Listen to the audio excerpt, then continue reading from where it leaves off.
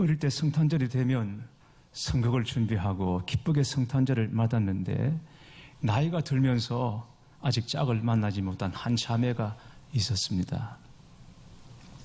점점 성탄의 기쁨이 사라지고 성탄 전야가 되어도 교회 나가기가 싫어졌습니다. 여러 번 선을 봤는데 짝을 찾지 못하고 다른 사람들과 일절 연락을 끊고 두문불출하며 지냈습니다. 그러다 보니까 아무도 이 자매를 찾아주는 사람이 없었습니다. 크리스마스가 다가오면서 자매는 다시 하나님께 간절히 기도하기 시작했습니다. 하나님, 이번 크리스마스에는 어릴 때처럼 산타 할아버지라도 좀 찾아와서 선물을 받게 해주세요. 그런데 성탄 이브에 놀랍게도 산타클로스가 선물 보따리를 들고 이 자매를 찾아왔습니다. 그동안 너무 외로웠던 자매는 자기를 찾아와 준 산타클로스를 보고는 감동의 눈물이 흘렀습니다. 그랬더니 산타클로스가 말 한마디를 남기고는 선물 보따리를 그대로 가지고 사라져버렸습니다. 산타클로스가 무슨 말을 했을 것 같습니까? 우는 아이에게는 선물 안 준다. 울면 안 돼. 울면 안 돼. 산타 할아버지는 우는 아이에게 선물을 안 주신대. 그리고는 가버렸다는 것입니다. 성탄절이 싫은 사람도 있겠지만 성탄절이 무뎌져 가는 사람들도 있습니다. 어른들입니다. 어른들은 그냥 옛날이 좋습니다. 다 옛날이 좋습니다. 명절도 옛날이 좋았고 먹는 음식도 옛날 먹던 것이 좋았고 교회도 옛날이 좋았고 성탄절도 옛날이 더 좋았습니다. 산에서 나무 베어다가 트리 만들고 성극 준비하고 그리고 추위에 떨면서 새벽송 돌던 그때가 더 좋았다고 어른들은 말합니다. 그런데 지금은 뭘 해도 다 시큰둥하고 그저 덤덤하기만 합니다. 그렇죠? 생각해보면 옛날이 다 좋았죠. 그때가 좋았습니다. 그러나 단지 성탄절이 그래서 좋았고 그렇게만 성탄절을 추억하고 있다면 그것은 성탄절의 진정한 의미와 기쁨을 우리가 아직 모르고 있는 것입니다. 성탄절이 기쁘십니까? 아이고 목사님 제가 애입니까? 여러분 아닙니다. 애라서 그런 것이 아닙니다. 애고 어른이고 할 것 없이 기쁜 성탄절입니다. 아니 기뻐해야 합니다. 왜 기쁜 성탄절입니까? 예수님 탄생하시던 날 밤에 들에서 양을 치던 목자들에게 천사가 나타나서 말했습니다. 두려워하지 말라. 내가 온 백성에게 미칠 큰 기쁨의 좋은 소식을 너희에게 전하노라. 큰 기쁨의 좋은 소식이라고 했습니다. 여러분 알아야 합니다. 도대체 얼마나 크기에 얼마나 기쁘기에 큰 기쁨의 좋은 소식이라고 했을까? 큰 기쁨의 좋은 소식은 바로 주님이 오셔서 우리의 죄 문제를 해결해 주셨다는 것입니다. 이것이 가장 큰 기쁨의 좋은 소식, 굿뉴스 곧 복음인 것입니다. 우리가 알고 있는 복음 메시지는 인생의 행복과 불행이 하나님과 관계에 있다고 말하고 있습니다. 사람은 누구나 행복을 원하고 행복을 위해 노력합니다. 그러나 그토록 갈망하는 행복을 누리는 사람들이 많지 않습니다. 인생이 너무 행복하다고 말하는 사람들 여러분 주위에 보셨습니까? 그렇게 많지 않습니다. 그렇다면 그 이유가 무엇이겠습니까? 하나님과의 관계가 끊어졌기 때문인 것입니다. 본래 사람은 하나님과 교제하도록 지어졌습니다. 하나님 안에서 행복하도록 지어졌습니다. 그래서 다른 피조물들과 달리 유일하게 사람만은 하나님의 형상으로 지음받았습니다. 그런데 하나님과의 관계가 끊어져 버렸습니다. 이유가 무엇입니까? 죄 때문입니다. 빛과 어둠이 함께할 수 없는 것처럼 거룩하신 하나님과 죄는 함께할 수 없습니다. 하나님과의 관계가 끊어진 사람은 뿌리 뽑힌 나무와 같습니다. 물을 떠난 물고기와 같습니다. 생명이 없습니다. 복의 근원이신 하나님을 떠났기 때문에 고통과 불행을 겪습니다. 인생에 참된 만족도 없고 참된 평안도 없습니다. 인생 행복의 시작은 하나님과 관계가 회복되는 것입니다. 하나님의 관계가 회복되는 것은 죄 문제를 해결하는 것으로부터 시작됩니다. 인생의 가장 큰 난제가 바로 죄 문제입니다. 가장 무거운 것이 죄의 짐입니다. 그런데 누구도 이 죄의 문제를 스스로 해결할 수 있는 사람이 없다는 것이죠. 전도하다 보면 굉장히 양심적인 사람들을 만납니다. 사람은 누구나 죄가 있습니다. 그러면 자기 죄가 있다는 것을 인정합니다. 그렇죠. 죄가 있죠. 그런데 그 죄 때문에 교회에 나올 수 없다고 합니다. 이 죄가 너무 많아서 차마 하나님 볼 면목이 없어서 교회 못 나가겠습니다. 아직은 죄가 있으니까 이 죄가 좀 해결되고 나면 나중에 그때 교회에 나오고 있다고 말하는 양심적인 분들이 있습니다. 근데 여러분, 어디서 그 죄를 해결받겠습니까? 무엇으로 그 죄를 해결받겠습니까? 선행으로 불가능합니다.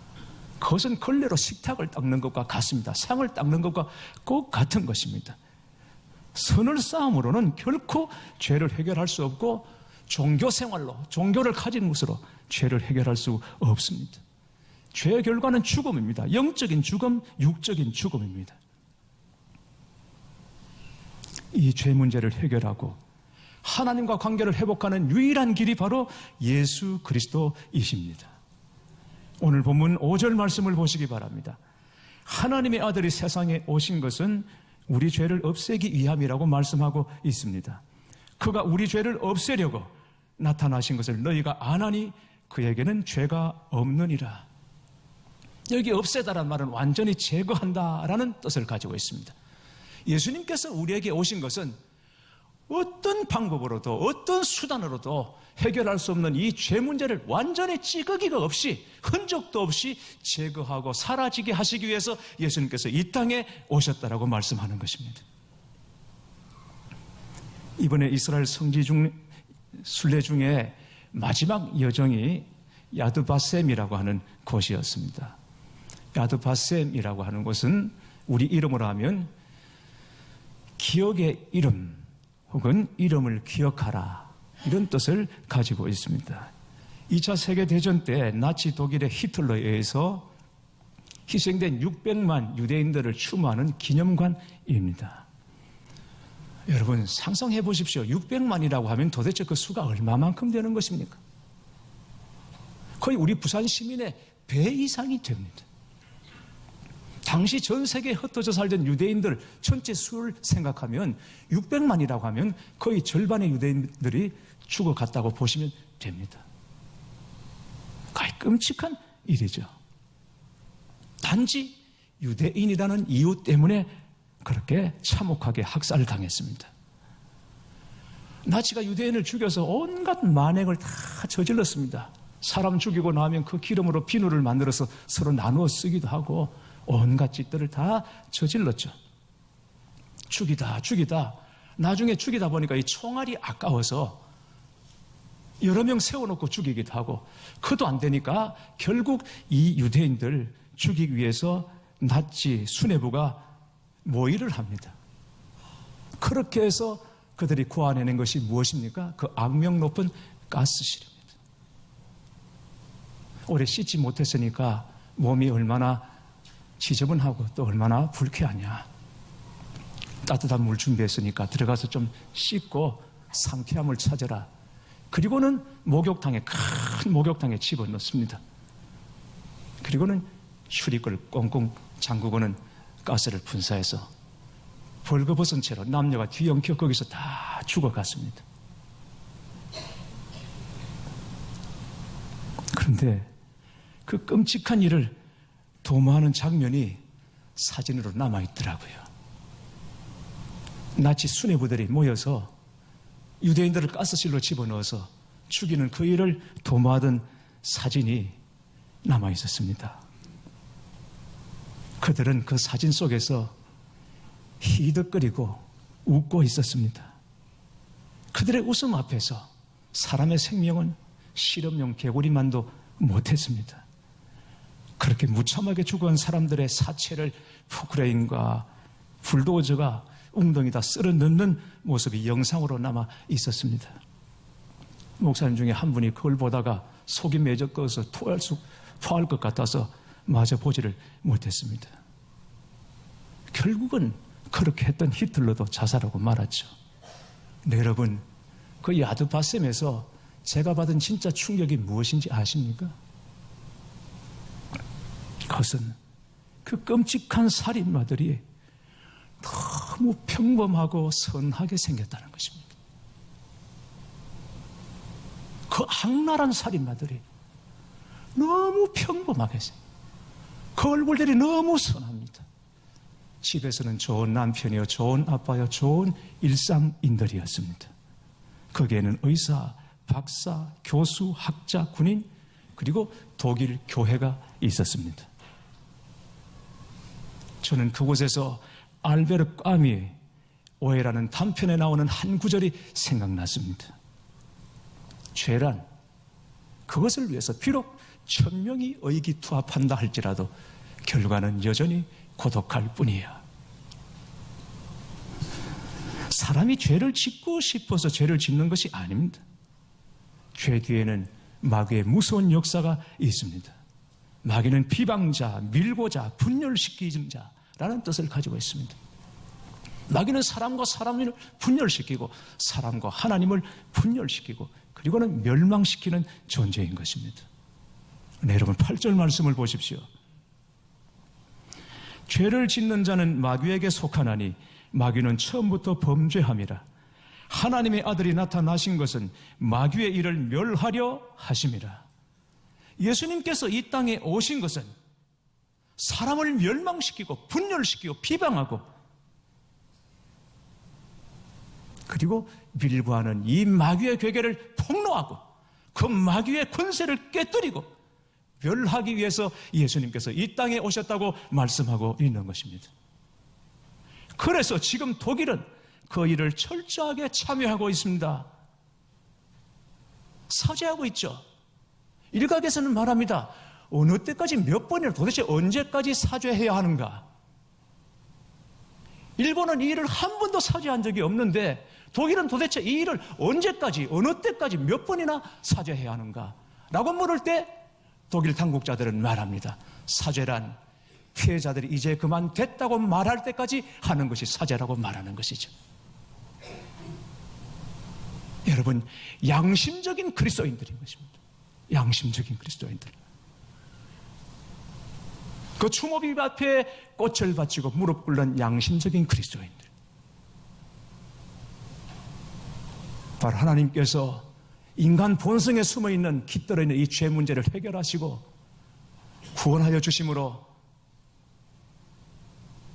볼 수 있는 하나님의 속죄의 은총인 것입니다. 우리가 예수 믿고 받은 복 중에 가장 큰 복이 무엇입니까? 바로 속죄함입니다. 내 죄가 사함받았다는 복인 것입니다. 이보다 더 큰 복이 없습니다. 여러분 생각해 보십시오. 내 죄가 다 드러나고 그걸 사람들이 지금 다 볼 수 있다고 상상을 해 보십시오. 제가 서 있지만 온통 죄로 가득한 저를 여러분이 보신다고 생각해 보시고 여러분 스스로 서로 죄가 보인다고 생각해 보시고 그 끔찍한 일을 우리가 어떻게 감당할 수가 있겠습니까? 어느 성도님 가정에 신방을 가서 아파트 아래에서 전화를 했더니 올라가도 되겠냐? 전화를 했더니 안 되겠다. 신방이 안 되겠다는 거예요. 아니 다 왔는데 지금 아파트 밑에 있는데 왜 안 되냐? 물이 안 나와서 씻지를 못해서 목사님 올라오시면 안 된다는 거예요. 씻지 않는 얼굴도 보이는 것이 그렇게 어려운 일입니다. 전에 제가 침례교 전도사로 사역할 때 교회 기도를 아주 많이 하는 할머니 집사님이 계셨습니다. 초저녁잠 주무시고 12시 되면 일어나셔서 목욕 재개를 하시고 그 길로 교회에 오셔서 새벽까지 쭉 기도하시는 어른이었습니다. 기도를 많이 하셔서 그런지 이분에게 투시의 은사가 있었습니다. 꼭 사람의 속을 꿰뚫어 보는 것 같은 그런 은사가 있었습니다.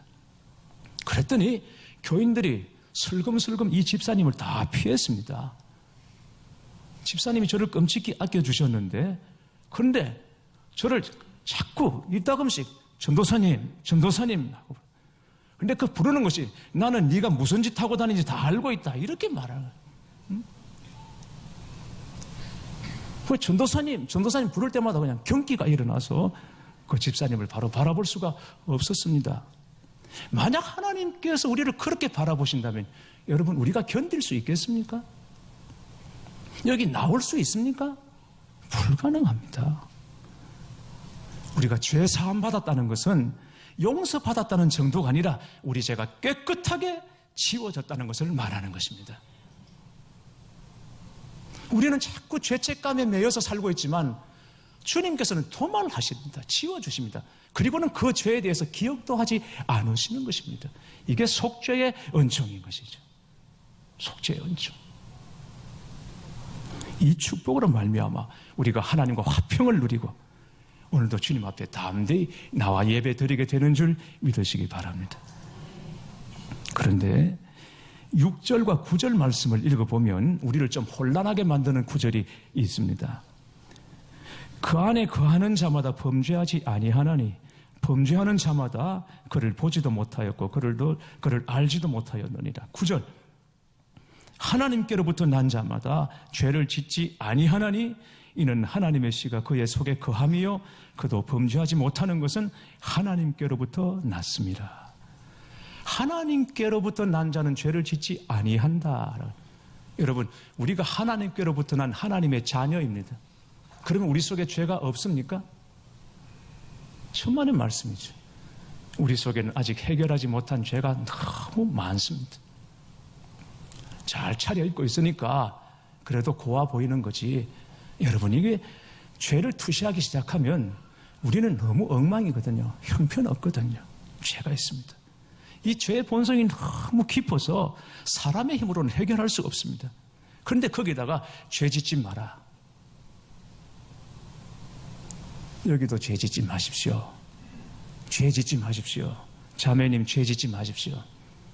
성가대 죄 짓지 마십시오. 이러면 다음 주부터 성가대 설 사람이 없는 거예요. 죄 짓지 마라. 그렇게 선포하면 그 메시지로도 은혜 받고 마음에 찔리는 받고 회개하는 사람도 있겠지만 그러나 죄 짓지 마십시오 라는 한마디로 끝내버리면 그건 복음이 아니라 율법인 거죠. 율법은 결국 우리를 변화시키지 못하는 것입니다. 복음은 무엇입니까?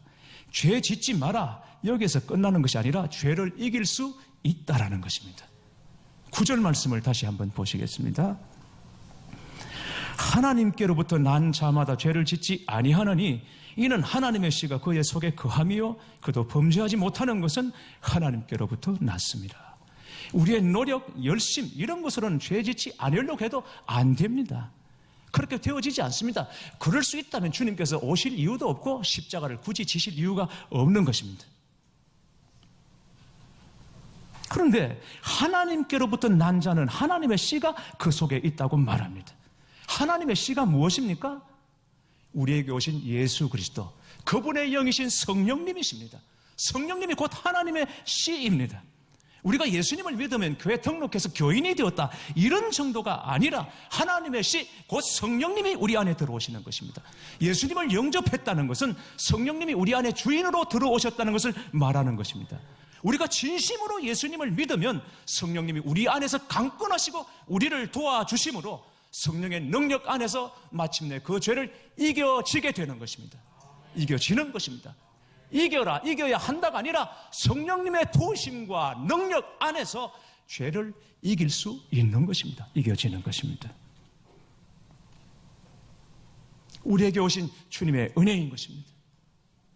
죄는 회개함으로 이기게 됩니다. 죄를 이기는 능력은 회개입니다. 성령님이 우리 안에 회개의 영을 부어주십니다. 회개함으로 우리는 죄를 이기는 것이죠. 어떤 성도님은 요즘 기도만 하면 자꾸 회개 기도밖에 안 나온다고 그럽니다. 기도하려고 나와 앉아있으면 회개 기도밖에. 그런데 그 회개하는 것이, 죄라는 것이 뭐 온갖 잡동사니가 다 들어와 있는 것이 아니고 보니까 계속 같은 죄를 자꾸 반복해서 짓게 되고 또 회개가 그 죄를 또 회개하고 또 회개하고 또 회개하고 기도가 이제는 하나님 앞에 부끄러워서 못하겠다고 목사님 너무 부끄러워서 같은 죄 가지고 회개하는 거 이젠 정말 못하겠어요. 여러분 바로 아셔야 합니다. 같은 문제로 같은 죄를 가지고 회개하고 있다면 그 죄에 지금 계속 넘어지고 있는 것입니까? 그게 아닙니다. 같은 문제로 계속 회개하고 있다는 것은 그 죄를 지금 이기고 있다는 증거인 것입니다. 주님이 말씀하지 않으셨습니까? 7번뿐 아니라 7번을 70번까지라도 할지니라. 그렇게라도 죄 문제를 가지고 나오면 주님께서는 들으시고 마침내 그 죄를 이기게 해 주시겠다는 말씀인 것이죠. 샘물은 퍼낼수록 자꾸 솟아나지만 그 샘물을 퍼내지 않으면 물이 점점 고이는 것이 아니라 샘이 말라 없어지고 마는 것입니다. 이게 여러분 회개의 원리인 것입니다.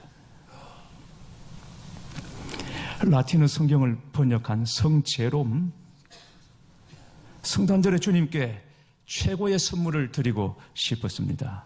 그가 평생 혼신의 힘을 다해 번역한 성경을 하나님께 바쳤는데 주님이 받지 않으셨습니다. 고민하던 제롬은 자신의 삶에서 자랑할 만한 미덕과 선행을 하나님께 드렸더니 역시 받지 않으셨습니다. 자기 삶에서 하나님께 드릴 것이 더는 없음을 깨달은 제롬은 크게 낙담하고 절망했습니다. 그때 주님이 말씀하셨습니다. 사랑하는 아들 제롬아, 내가 너에게 원하는 선물은 내가 번역한 성경도 아니고 내 선행도 아니다. 나는 너의 죄를 원한다. 너의 죄를 바쳐라. 내가 기꺼이 너를 받고 너를 용서하마. 그리고 난 후에 네가 바치는 다른 선물들을 기쁘게 받겠다. 또 내가 너를 위해 예비한 선물들을 내게 부어주리라. 주님께서 말씀하셨습니다.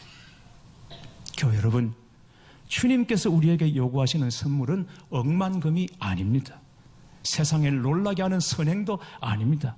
오히려 우리 속에 감추어져 있는 죄, 회개하지 못한 죄, 해결하지 못한 이 죄입니다. 예수님은 그 죄의 짐을 벗겨주시기 위해서 구원자로 우리에게 오셨습니다. 주님을 믿는다고 하면서도 아직 해결하지 못하여 나를 괴롭히고 있는 죄가 여러분 도대체 무엇입니까? 여러분 마음속에 부담이 되고 무거운 죄책감으로 고통을 주고 있는 그 문제가 도대체 무엇입니까? 우리 죄의 사슬을 깨뜨리고 하늘의 평화를 선물로 주시기 위해 주님이 이 땅에 오셨음을 부디 기억하시기를 바랍니다. 나 같은 죄인 살리신 주 은혜 놀라와 잃었던 생명 찾았고 광명을 얻었네. 찬송가 305장입니다. 노예 선장 존 뉴턴의 찬송시입니다. 아시는 것처럼 존 뉴턴은 사람 팔아서 돈을 벌던, 이렇게 말해도 될까, 인간 말종, 그랬던 자가 하나님을 만나고 나서 지은 시입니다. 그가 만난 하나님은 다른 사람과 달랐습니다. 다른 사람이 만난 하나님과 달랐습니다. 놀라운 하나님, 죽을 죄에서 회개하는 가운데 만난 하나님이었습니다. 성경 공부로 만난 하나님이 아니고 다른 사람의 간정으로 만난 하나님이 아니고 자신의 죄로 인하여 애통하는 중에 만난 하나님이었습니다. 그래서 나 같은 죄인 살리신 주 은혜 놀라와 잃었던 생명 찾았고 광명을 얻었네 라고 노래하는 것이죠. 하나님의 아들 독생자 예수 그리스도께서 죄 사함의 권세와 회복의 은총을 가지고 우리에게 오십니다.